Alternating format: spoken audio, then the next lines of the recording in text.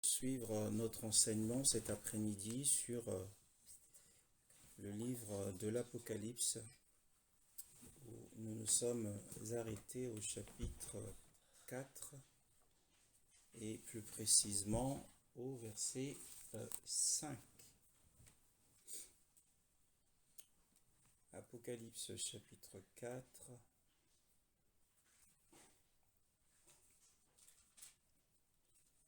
Apocalypse chapitre 4, le verset 5.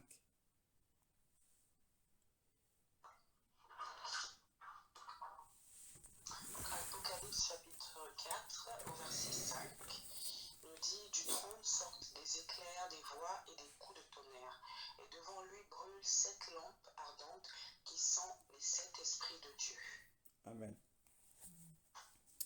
Alors nous avons, par la grâce du Saint-Esprit, nous sommes parvenus à rentrer dans cette vision et à décrire la séquence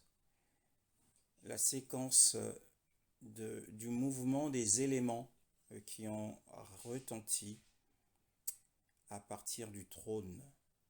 Il y a eu des éclairs de feu, il y a eu des tonnerres et des voix.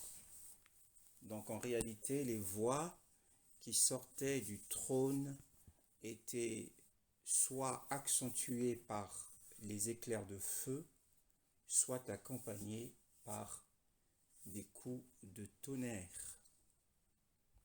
Cela traduit l'expression de la colère de Dieu, la sainte colère de Dieu qui conduit son peuple à en éprouver de la crainte. Donc, nous avons longuement parlé dernièrement de la crainte du Seigneur et aussi de la partie principale de la sagesse qui est la crainte du Seigneur. Et l'apôtre Jean, dans les visions de l'Esprit, nous enseigne et nous apprend qu'il y a devant le trône 7 lampes de feu. 7 lampes de feu qui brûlent devant le trône. Et il nous dit que ces 7 lampes de feu sont les 7 esprits d'Élohim. Il y a des précédents dans la parole de Dieu, dans le livre de Zacharie, au chapitre 4, et le verset 2. Si quelqu'un est à la page, peut faire la lecture.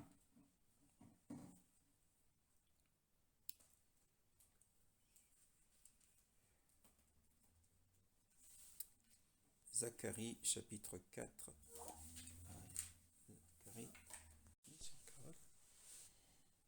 Il m'a dit: que vois-tu? J'ai répondu: je regarde, et je vois un chandelier tout en or, surmonté d'un réservoir, et portant 7 lampes, avec 7 conduits pour les lampes qui sont à son sommet. Donc il y avait donc le menorah. Le menorah, c'est la lampe qui se trouvait dans le temple d'Israël au temps de Salomon.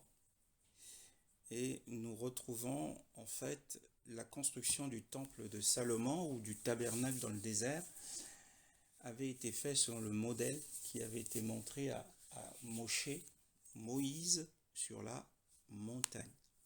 Donc nous sommes bien dans une configuration du temple de Yahweh ici. Dans Apocalypse 4, le verset 5, il y a 7 lampes de feu, 7 lampes de feu qui brûlent. Et c'est une belle photo, c'est une merveilleuse photo. Ce n'est pas une petite lampe, et puis on n'a pas à faire un petit trône parce que nous sommes quand même tenez-vous tranquille, devant le trône de l'administration de tout l'univers. Nous le verrons comment. Pourquoi est-ce que nous disons que le trône qui est décrit par l'apôtre Jean dans ce passage est le trône de l'administration de tout l'univers? Et justement, cette administration,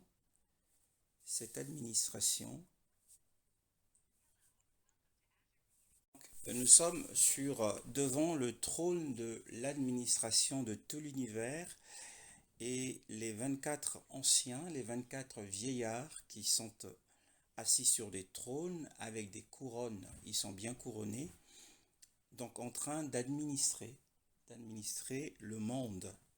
Ce sont les anciens parmi les anges, autrement dit, ce que la parole de Dieu appelle les dominations et les principautés. Ce sont les dominateurs dans les cieux. Alors, on a la beauté des 7 lampes de feu qui brûlent devant le trône, qui sont les 7 esprits d'Élohim. Sur le point de vue doctrinal de ce passage, c'est-à-dire l'enseignement de base que l'apôtre Jean veut nous donner dans ce passage, c'est en rapport avec ce qu'il a dit précédemment. Précédemment, il a dit, et celui qui est assis, est au verset 3, et celui qui est assis était d'une apparence semblable à une pierre de jaspe et de sardoine, et autour du trône, un arc-en-ciel d'une apparence semblable à de l'émeraude. Or, lorsque nous voyons qu'il y a un arc-en-ciel, non pas sous forme d'arc, mais sous forme de cercle, puisqu'il entoure le trône, ça nous renvoie au livre de la Genèse, à l'alliance que Yahweh avait conclue avec Noé concernant le déluge, que dans cette alliance, le Seigneur avait juré qu'il ne déversera plus de déluge sur la terre. Le jugement du déluge, on en était au 2e, parce que le premier jugement du déluge s'est produit au commencement. La Bible dit que au commencement, Elohim créa les cieux et la terre devint informe et vide, et l'esprit de Yahweh survolait au-dessus des eaux, parce que la terre était inondée d'eau. Il y avait eu un déluge, et nous avons expliqué ça dans un précédent message. Donc en réalité, l'une des méthodes de Yahweh à cette période de l'histoire était, pour juger le monde, c'était d'utiliser les eaux du déluge. Il ouvrait les écluses des cieux et il ouvrait les abîmes qui sont en bas pour libérer les eaux et recouvrir la terre. Et donc nous voyons que si l'arc-en-ciel au verset 3 apparaît ici, le Seigneur se souvient de son alliance, qu'il ne jugera plus la terre par les eaux. Et si nous voyons par ailleurs au verset 5 des lampes de feu, qui sont les 7 esprits d'Élohim, nous avons dit que le trône dont il s'agit ici, ce n'est pas le trône devant lequel nous nous présentons avec foi, avec confiance pour commander ou implorer que ce soit la miséricorde, que ce soit la grâce de Dieu.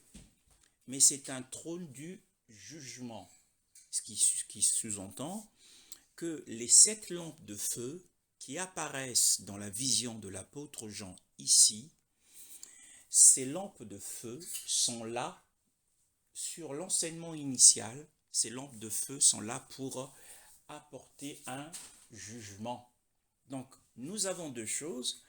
Le Seigneur a juré à Noé qu'il ne jugera plus le monde par le déluge.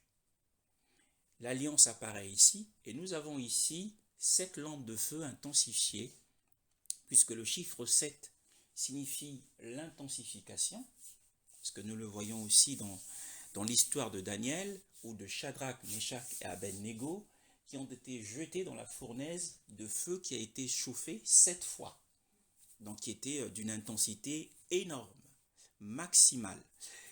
Et finalement, nous nous rendrons compte que, eh bien, le Seigneur est passé de la méthode du déluge à la méthode du feu. Les jugements que le Seigneur opère depuis le temps de Noé, c'est les jugements par le feu. Nous le voyons par exemple dans la destruction de Sodome et Gomorrhe. Ce sont des flammes de feu qui descendent des cieux. Nous le voyons dans le ministère d'Élie, lorsqu'il juge les prophètes de Baal, il utilise le feu. Donc, il en sera de même lorsque, eh bien, il mettra un terme au déroulement de l'histoire de l'humanité, il utilisera le feu. L'apôtre Pierre en parle, que le feu embrasera le monde. Alors, donc, c'est un autre moyen que Dieu utilise aujourd'hui, c'est l'utilisation du feu.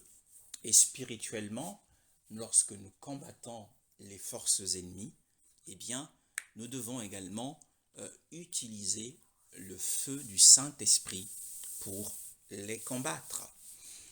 Mais le but du Saint-Esprit cet après-midi, ce n'est pas de parler du jugement à travers le feu, mais c'est de parler de ces lampes qui sont des lampes de feu et qui représentent eh bien, 7 manières du Saint-Esprit. Il y a diverses manières du Saint-Esprit d'opérer sur la terre. Les lampes de feu. Un passage de la parole de Dieu, c'est dans le livre des prophètes, des Proverbes, au chapitre 20, le verset 27. Nous entrons dans un autre aspect de la révélation, en dehors de l'aspect du jugement. Proverbes chapitre 20, le verset 27. Que nous dit la parole? Proverbe chapitre 20, verset 27. La parole dit: l'esprit de l'homme est une lampe de l'Éternel. Il explore le plus profond de l'être. Amen.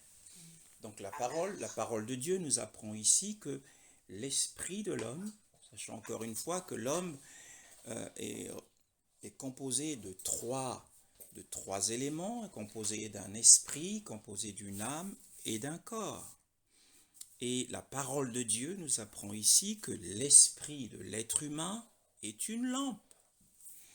Et lorsque nous revenons à notre texte de base, nous voyons que, eh bien, il y a devant le trône 7 lampes de feu. Alors ces lampes de feu, ce sont les trésors précieux de Dieu. Les 7 lampes de feu, c'est la puissance merveilleuse, la puissance du trésor de Dieu. Les 7 lampes de feu, c'est la richesse du trésor d'Élohim. Et nous avons vu que notre esprit est une lampe. L'esprit de chaque être humain est une lampe. Soit cette lampe a de l'huile et produit du feu, soit cette lampe n'a pas d'huile et entièrement plongée dans l'obscurité. Que l'on soit païen ou que l'on soit chrétien, que l'on soit musulman, bouddhiste, eh bien, notre esprit est une lampe. Et l'avantage, le privilège que nous avons en tant qu'enfants de Dieu, c'est que nous avons reçu le Saint-Esprit. Et le Saint-Esprit est décrit dans ce passage comme étant 7 lampes de feu. Donc en réalité, chrétien, chrétienne, ton esprit est embrasé par le trésor de Dieu. Alors, cette beauté, nous l'avons dit, la beauté de ces lampes, on ne s'imagine pas, en lisant cette lettre de la parole de Dieu, nous avons du mal à imaginer la qualité de ce feu. Bien-aimés dans le Seigneur, si le Seigneur nous ouvre les yeux pour voir quelle est la qualité et quelles sont les couleurs qui apparaissent dans le feu du Saint-Esprit, vous serez dans l'émerveillement. C'est un trésor puissant entre les mains du Seigneur. Alors, mais ces lampes sont beaucoup plus glorieuses, ou ce trésor est beaucoup plus glorieux lorsqu'il est uni à un vase. Et le Seigneur veut nous parler cet après-midi du vase ou encore du trésor dans un vase de terre. C'est cela la beauté dont nous parlons. Il y a cette lampe de feu, et cette lampe, la lampe dont nous parlons est en toit. 2 Corinthiens chapitre 12, 2 Corinthiens chapitre 12, le verset 7. 2 Corinthiens chapitre 12, le verset 7.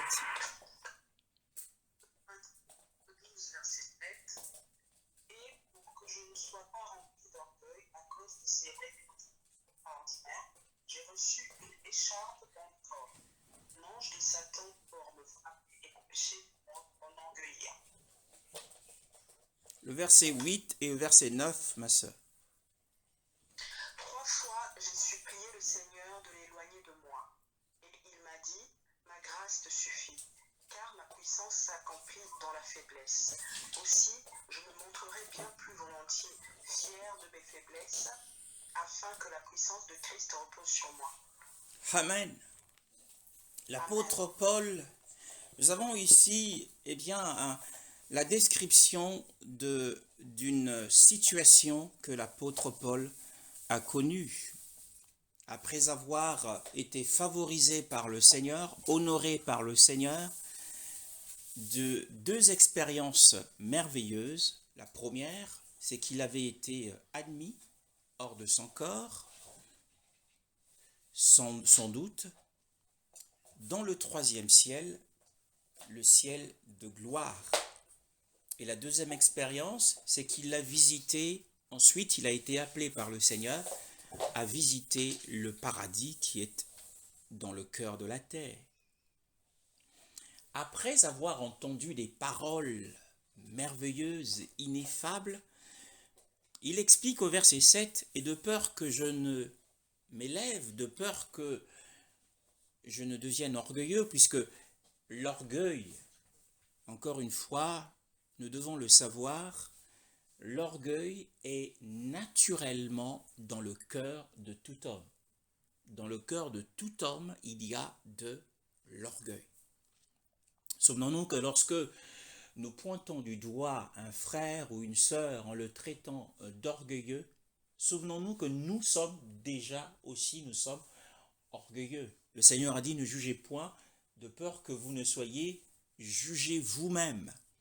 Dans le cœur de l'homme, naturellement, il y a de l'orgueil, d'une manière ou d'une autre. Que l'on soit pauvre ou que l'on soit riche, il y a des pauvres qui sont très orgueilleux. Et de peur que je ne m'élève à cause de l'excellence de ces révélations, il m'a été mis une écharde, une épine, dans la chair, un ange de Satan pour me frapper, afin que je ne m'élève pas. Alors, qu'est-ce que c'est que cette écharde dans la chair? Peu importe ce que c'était pour l'apôtre Paul, Mais nous nous rendons compte que cette écharpe dans la chair a maintenu l'apôtre Paul dans l'humilité, dans un état de faiblesse. Cette écharpe l'a rendu tellement faible, mais c'était quelque chose qui le dérangeait. Voyez-vous, c'était quelque chose qui le dérangeait au plus haut point. Et la Bible dit qu'il a prié une première fois. Il n'a pas obtenu gain de cause. Peut-être que tu as prié aussi pour un problème, pour une situation, pour une difficulté, pour une maladie, pour le salut d'un membre de ta famille. Tu as prié pour le salut de tes parents. Tu as prié pour la guérison une première fois et tu n'as pas eu de réponse. L'apôtre Paul aussi n'a pas eu de réponse la première fois. Il a prié une seconde fois. Le Seigneur ne l'a toujours pas répondu. Et il a prié une troisième fois. Bien-aimé dans le Seigneur, qu'est-ce que cela signifie? Pourtant, il y avait une écharpe dans la chair. Eh bien, nous comprenons que, les écharpes dans la chair, qui nous rendent faibles, sont envoyées par le Seigneur, peu importe ce que c'est, sont envoyées par le Seigneur pour nous apprendre à prier. C'est parce qu'il y avait une écharpe dans la chair que l'apôtre Paul a prié 3 fois. Ça montre la persévérance dans laquelle il était. Les écharpes dans la vie d'un croyant chrétien sont là pour l'inciter à la prière. Les épreuves sont là pour nous inciter à être des hommes et des femmes adorateurs, nous pousser à l'adoration du Seigneur. Mais la troisième réponse que l'apôtre a reçue, c'est une réponse étrange. Voyez-vous que dans la réponse que l'apôtre reçoit, cette réponse n'a absolument rien à voir avec ce qu'il avait demandé. Il avait demandé que le Seigneur, afin que je ne m'élève pas, j'ai prié 3 fois le Seigneur afin qu'il éloigne de moi cette écharpe, afin qu'il éloigne de moi cette épreuve, afin qu'il éloigne de moi cette oppression, cette affliction, cet accablement, cette tristesse. Mais le Seigneur lui répond, ma grâce te suffit. En réalité, la grâce ici dans ce passage, c'est la puissance du Seigneur. Car ma puissance, dit-il, en fait, la grâce équivaut à la puissance, dit-il, ma puissance se réalise, ma puissance s'étendra dans ta faiblesse. Donc nous comprenons que l'écharpe de l'apôtre Jean, de l'apôtre Pierre, c'était sa faiblesse. Ce qui signifie qu'il était un vase de terre. Et qu'est-ce que c'est que la faiblesse de l'homme? La faiblesse ici, ce n'est pas le péché. La faiblesse ici, c'est aussi la tristesse, c'est aussi le chagrin, ce sont les larmes que nous versons. C'est le découragement qui peut survenir en nous. C'est aussi le doute que nous pouvons avoir dans notre marche chrétienne. C'est cela la faiblesse. Nous sommes faibles au milieu des difficultés. Il arrive que nous puissions douter du Seigneur, douter de ses promesses. C'est aussi la colère que nous pouvons aussi éprouver après le Seigneur. Pourquoi, Seigneur? Pourquoi permets-tu cela? Pourquoi j'ai prié comme si je n'avais jamais prié? Comme me disait une sœur, une ancienne sœur dans le Seigneur, que j'ai connue il y a plus de bientôt 30 ans, qui m'écrivait et qui me disait, mais j'ai prié pour ma fille qui est à Dakar, qui est tourmentée par les maris de nuit. Pourtant, elle est chrétienne consacrée, sanctifiée, elle prêche l'évangile. J'ai l'impression que je prie mal, m'a-t-elle dit. J'ai l'impression de mal prier. Je ne comprends pas qu'une enfant de Dieu soit aussi tourmentée par l'ennemi. Mais l'apôtre l'apôtre Paul était tourmenté. La Bible dit d'ailleurs, nous allons le lire dans 2 Corinthiens chapitre 1, le verset 8. Vous allez voir que l'apôtre, c'était un homme, c'était un vase de terre. 2 Corinthiens chapitre 1, le verset 8.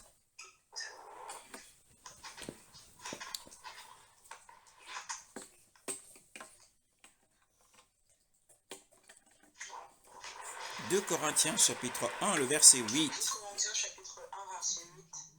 En ce qui concerne la détresse que nous avons connue en Asie, nous ne voulons en effet pas vous laisser ignorer, frères et sœurs, que nous avons été accablés à l'extrême, au-delà de nos forces, au point que nous désespérions même de rester en vie. Oui, c'est l'apôtre Paul qui le dit ici.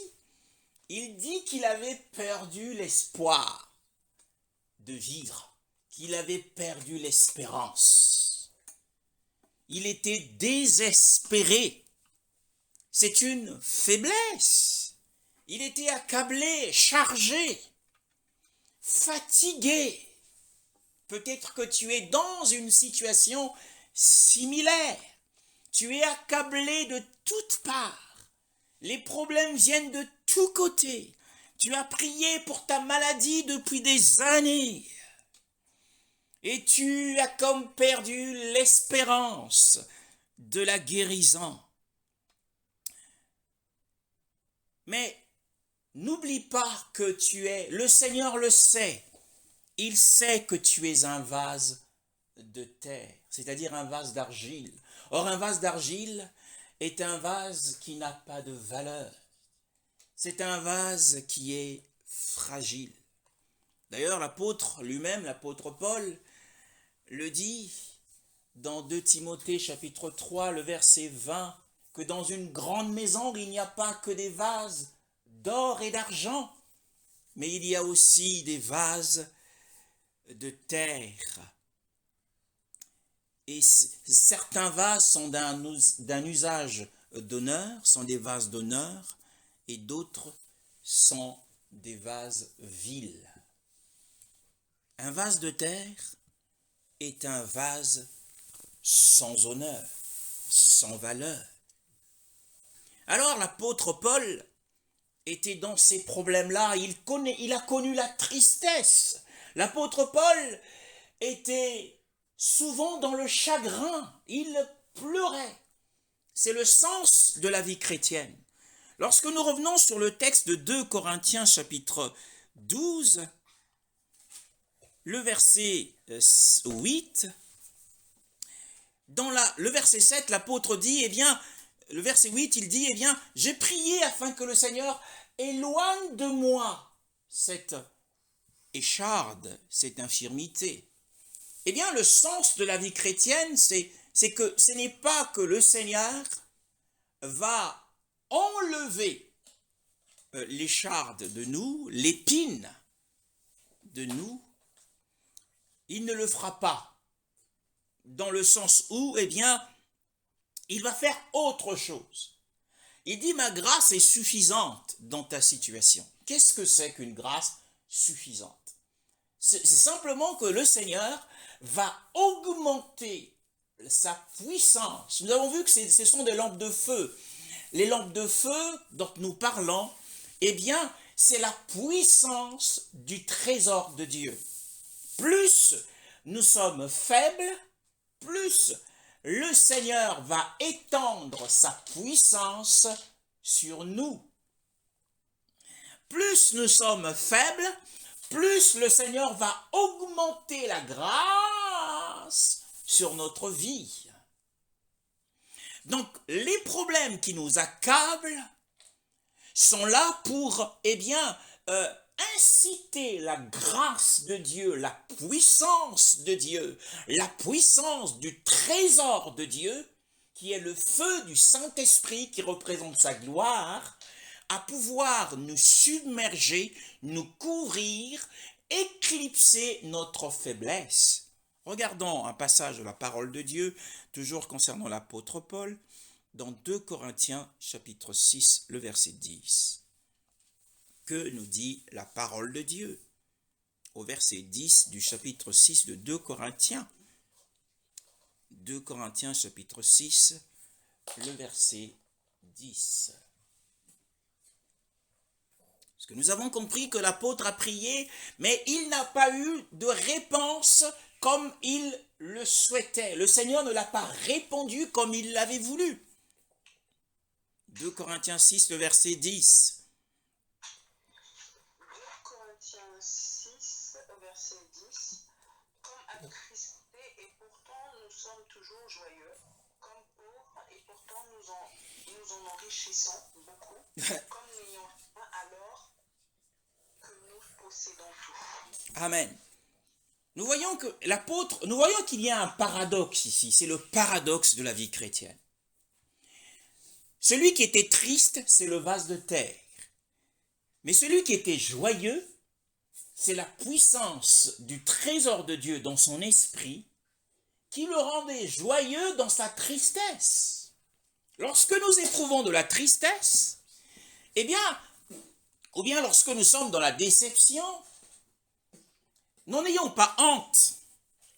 N'ayons pas honte d'être tristes. N'ayons pas honte si nous sommes abattus. Il faut l'exprimer. Parce que généralement, on s'est fait un idéal de la vie chrétienne. On s'est dit le chrétien est toujours joyeux, le chrétien est toujours victorieux. Mais il n'en est rien. Dans la réalité, même l'apôtre Paul est passé par des moments de tristesse et de grand chagrin. Alors, lorsqu'il était triste, en réalité, lorsqu'il était triste, c'est alors que le Saint-Esprit en lui avait déposé une telle joie, cette joie de l'Esprit avait surmonté sa tristesse. C'est la grâce dont nous parlons. Ma grâce est suffisante, c'est-à-dire que, la grâce de Dieu va tellement augmenter dans notre esprit et qu'elle va finir par vaincre et surmonter cette période de tristesse. Comme pauvres, mais nous rendons beaucoup d'hommes riches. C'est le paradoxe de la vie chrétienne. Nous sommes des vases de terre. 2 Corinthiens chapitre 4. 2 Corinthiens chapitre 4, le verset 6 à 7. C'est toujours l'apôtre Paul dans cette lettre.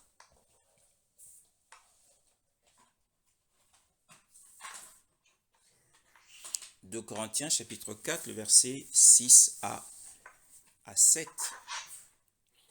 2 Corinthiens chapitre 4, verset 6 à 7. En effet, le Dieu qui a ordonné que la lumière brille du sein des ténèbres a aussi fait briller sa lumière dans notre cœur pour faire resplendir la connaissance de la gloire de Dieu dans la personne de Jésus-Christ. Nous portons ce trésor dans des vases de terre afin que cette puissance extraordinaire soit attribuée à Dieu et non à nous. Amen. Voilà le but. L'apôtre Paul nous apprend que, nous sommes des vases de terre et que nous portons ce trésor. Les 7 lampes de feu, c'est la puissance du trésor. Et il l'appelle ici l'excellence de cette puissance. Lorsque tu es triste, la puissance de l'Esprit de Dieu en toi te rendra joyeux et joyeuse. Lorsque tu es accablé par une oppression, par une maladie, la puissance de Dieu mettra une telle paix dans ton cœur à ce moment-là. Parce que ton cœur est troublé à cause des attaques, à cause de ce que tu vis. Mais lorsqu'il y a des troubles, c'est à ce moment-là que, eh bien, se manifeste, s'exprime cette gloire qui est déposée, puisqu'il dit, nous avons ce trésor dans des vases de terre. Eh bien, ce trésor a été déposé dans ton esprit. S'il n'y a pas de faiblesse en toi, eh bien, la puissance de Dieu ne se manifestera pas. Mais encore une fois, il n'y a pas de vase qui soit tellement terreux que le Seigneur ne puisse l'utiliser. Eh bien, nous sommes en train de vérifier ensemble, par l'Esprit, quel genre de personne que le Seigneur peut utiliser pour sa révélation, peut utiliser pour la guérison, peut utiliser pour la délivrance. Eh bien, ce sont des personnes qui passent par des moments de faiblesse, qui sont tellement petits à leurs yeux. Ce sont ceux-là que le Seigneur va utiliser, comme il dit ici, afin que l'excellence de cette puissance soit rendue à Dieu, c'est-à-dire que la gloire revienne au Seigneur et non pas à l'homme. Parce que si l'homme a naturellement des capacités, si l'homme est naturellement confiant en lui-même, il est difficile qu'il rende la gloire au Seigneur. Ce sont généralement des vases, ceux qui se considèrent comme des vases d'argile, qui se considèrent incapables, tellement faibles, tellement tremblants, puisque l'apôtre Paul était un homme qui était souvent soumis au stress. Il le dit d'ailleurs dans le livre d'1 Corinthiens, que quand j'étais au milieu de vous, c'est avec un grand tremblement. Il était dans le tremblement lorsqu'il était auprès des hommes. Ça montrait combien c'était un vase vraiment fragile. Et il dépendait entièrement du Seigneur. Et lorsqu'on est dans cet état de fragilité, c'est là que s'exprime et se manifeste la puissance de Dieu. N'oublie pas que, eh bien, ton tempérament, tes faiblesses n'empêchera pas au trésor de Dieu de s'exprimer. Tes faiblesses ne vont pas enterrer le trésor de Dieu qui est en toi. Il s'exprimera tôt ou tard. Dans ce passage encore, le verset 6 dit « Parce qu'Élohim qui a dit « De la ténèbre brille la lumière ». Souvenez-vous, c'était lors de la première création. Eh bien, lors de la première création, lorsque il y avait des ténèbres sur toute la terre, qu'il y avait un chaos sur toute la terre et qu'il y avait des eaux partout, eh bien, l'Esprit de Dieu planait au-dessus des eaux. Et la Bible dit que Elohim dit que la lumière soit. Et la lumière fut. Alors, la lumière était le premier-né de la création. Le premier-né de la création, c'était la lumière de la première création. C'était la lumière. Et il dit que, l'apôtre dit, continue, et que la lumière a brillé dans nos cœurs. Maintenant, nous sommes dans la nouvelle création. Si quelqu'un est en Christ, il est une nouvelle créature, une nouvelle création. Les choses anciennes sont passées et voici toutes choses sont devenues nouvelles. Mais est-ce que c'est la lumière du commencement qui brille en nous? Non. La lumière qui brille à partir de notre esprit, qui est une lampe de Yahweh, eh bien, cette lumière est beaucoup plus glorieuse que celle qui est née à la première création. Et cette lumière, c'est celle qui brille sur la face du Seigneur. Qu'est-ce qui peut briller sur la face du Seigneur? Eh bien, nous le voyons dans Matthieu 17, lorsque le Seigneur, ayant pris Pierre, Jacques et Jean, et il les a conduits sur une très haute montagne, la Bible dit que là, il fut transfiguré. Et son visage a brillé comme le soleil qui brille dans sa force. Eh bien, ce qui brille sur la face du Mashiach Yoshua dans ce passage, c'est le soleil de justice. Et ce soleil de justice est en toi. Et le soleil est un feu bien-aimé dans le Seigneur. Alors, le Seigneur va commencer par se manifester à travers de toi. Il va commencer par te transfigurer. Mais pour cela, il faut que tu sois un vase, comme dit l'apôtre Paul, un vase de terre. eh bien que le Seigneur passe par des épreuves pour te rendre tellement faible que tu dépendras entièrement de lui. 2 Corinthiens chapitre 12, le verset 10. Revenons sur le passage précédent. 2 Corinthiens chapitre 12, le verset 10. Que dit la parole de Dieu?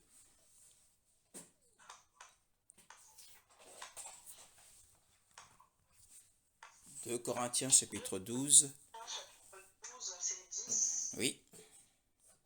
C'est pourquoi je me plais dans les faiblesses, dans les insultes, dans les détresses, dans les persécutions, dans les angoisses pour Christ, car quand je suis faible, c'est alors que je suis fort. Amen. Amen. C'est le paradoxe de la vie chrétienne. Lorsque je suis faible, c'est alors que la force du Seigneur, c'est sa grâce. La force du Seigneur, c'est la puissance de ce trésor, cette lampe de feu de 1000 couleurs qui va jaillir et nous rendre forts alors que j'étais faible.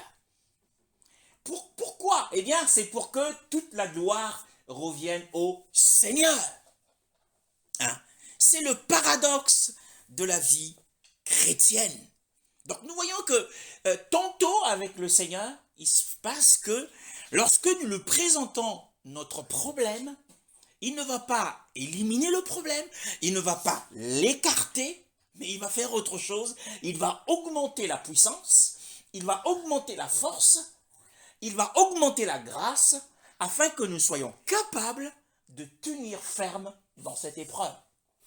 C'est ce qu'il a fait avec l'apôtre Paul. Il n'a pas éloigné l'écharde, mais il a augmenté la grâce. Pourtant, l'apôtre Paul avait la grâce, puisqu'il dit d'ailleurs que j'ai travaillé beaucoup plus que les autres apôtres, non pas moi, mais la grâce de Dieu avec moi.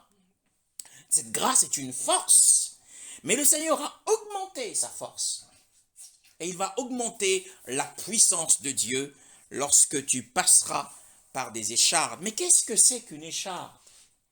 Voyons d'ailleurs dans Jean, l'exemple de notre maître, Jean chapitre 19, le verset 2, pardon. L'évangile de Jean, chapitre 19, le verset 2. Qu'est-ce que c'est qu'une écharde? Oui, vas-y. Oui. Les soldats tressèrent une couronne d'épines qu'ils posèrent sur sa tête et lui mirent un manteau de couleur pourpre. Amen. Une couronne d'épines. Une écharde est une épine. Mais alors, qu'est-ce que c'est qu'une épine?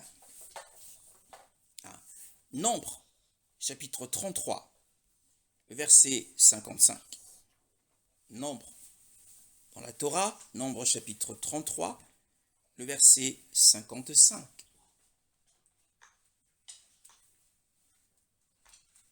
Nombre chapitre 33, le verset 55. Nombre chapitre 33, verset 55.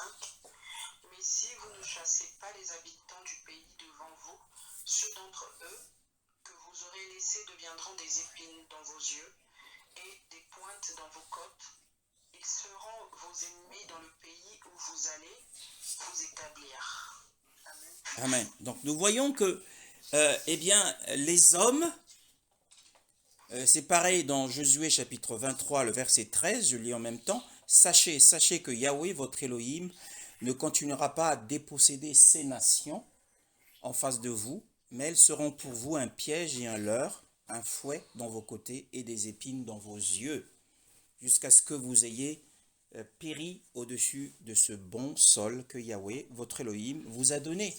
Donc, sur la base de ces deux passages, nous pouvons comprendre que les épines représentent les méchants, les païens. Donc, en réalité, la vie du Seigneur, dans sa passion, puisqu'ils ont pris une couronne, en fait, ça représentait, c'était un emblème, c'était une symbolique des méchants qui l'avaient entouré pour lui faire du mal. Donc, l'apôtre Paul, ce qu'il a vécu comme écharde dans la chair, c'était qu'il était persécuté, il avait rencontré beaucoup d'opposition.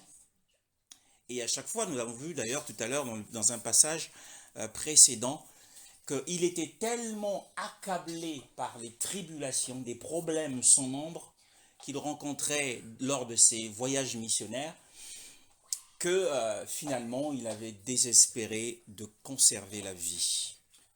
Donc les épines représentent les problèmes que peuvent nous causer des hommes dans l'environnement où nous sommes, l'environnement de travail, l'environnement familial élargi.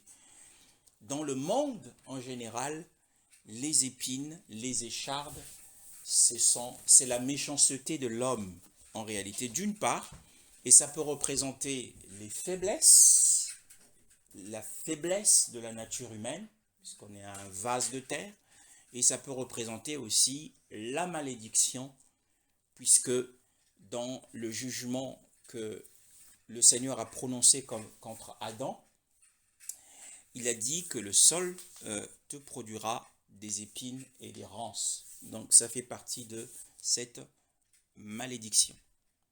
Donc bien aimé, nous voyons que le Seigneur a utilisé un homme qui était réellement un vase humain de terre, qui était extrêmement faible, et parce qu'il était faible, la puissance de Dieu en lui a brillé. La puissance de Dieu en lui était d'une beauté incomparable. Donc nous voyons que nos faiblesses, nos échardes, nos difficultés, parfois nos traits de caractère, ne vont pas empêcher la puissance de Dieu de se manifester. La peur est une faiblesse. Maintenant que nous avons vu avec l'esprit quel genre de personne que le Seigneur peut utiliser pour la révélation, à l'exemple de l'apôtre Paul, nous allons voir maintenant, il nous faut finir cet enseignement, nous allons voir maintenant, l'Esprit me dit de m'arrêter, nous verrons cela une prochaine fois, un autre aspect, quel genre de personne que le Seigneur peut utiliser pour sa délivrance, que nous verrons prochainement. Maintenant, nous sommes pour la révélation, pour être un instrument entre les mains du Seigneur. Eh bien, nous avons compris, pour que la puissance de Dieu augmente en nous, nous avons besoin de réaliser combien nous sommes faibles, combien nous sommes sans valeur à nos propres yeux. Et le Seigneur a conduit l'apôtre à vivre cela. Parce que si le Seigneur n'avait pas utilisé cette écharde pour l'humilier, l'apôtre il aurait sombré dans l'orgueil spirituel, et la puissance de l'Esprit de Dieu aurait pu être contrariée. Et le dessein de Dieu pour l'humanité, qui passait par l'apôtre Paul, aurait été contrarié. Mais nous voyons que les vases de terre, ce sont des vases fragiles et faibles. Et ce sont ces vases-là que le Seigneur utilise. Alléluia. Nous bénissons pleinement son nom. Gloire à Dieu. Cet après-midi, et ma prière pour chacun d'entre nous, que le Seigneur augmente sa force dans nos vies, que le Seigneur augmente sa grâce dans nos vies. Peu importe, nous savons que nous avons prié d'une manière ou d'une autre, nous avons beaucoup prié pour des sujets, nous avons l'impression que nous n'avons pas été exaucés, mais il n'en est rien. Le Seigneur est souverain dans un certain sens. Nous avons eu beaucoup de foi. Alors le problème, c'est que chez certains chrétiens, la foi, ils sont trop abstraits, ils ne sont pas pratiques. Ils sont trop abstraits. Ils sont trop forts dans la foi. Trop forts.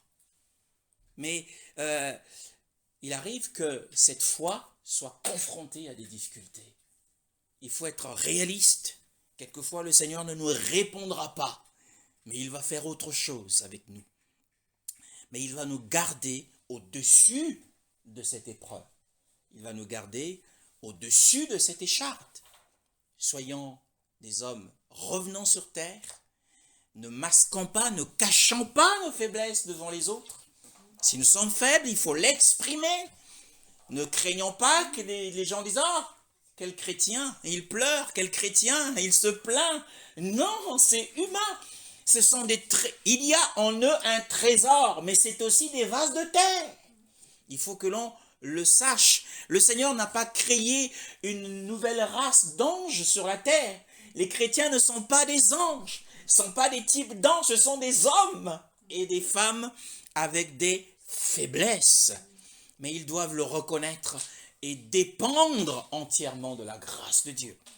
Nous bénissons le Seigneur pour ce premier point du trésor de Dieu dans un vase de terre. Et nous poursuivrons, si le Seigneur le veut bien, dimanche prochain pour la suite. Amen.